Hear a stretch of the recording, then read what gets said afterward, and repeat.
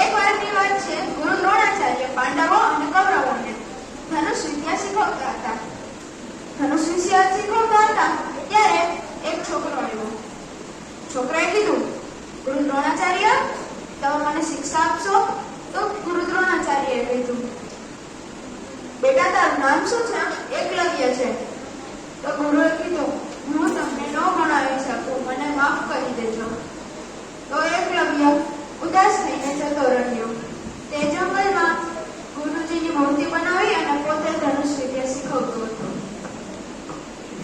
એકવારની વાત છે, ગુરુ દ્રોણાચાર્ય પાંડવો અને કૌરવોની સાથે જંગલમાં શિકાર કરવા ગયા હતા.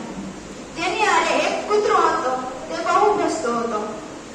ત્યારે તે એકલવ્યના મઢ પાસે ગયો. એકલવ્યએ જોયું કે તે બહુ ભસતો હતો.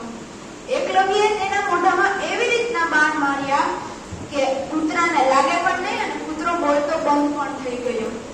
પછી તે પાસે ગયો.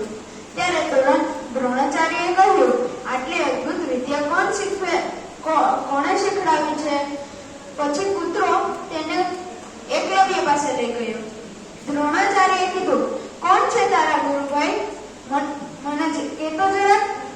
તો એકલવ્યએ જવાબ આપ્યો, ગુરુ દ્રોણાચાર્ય, તમને ખબર હોય તો હું તમારી પાસે શિક્ષા લેવા આવ્યો હતો, પણ તમે મને મનાઈ કરી દીધી હતી.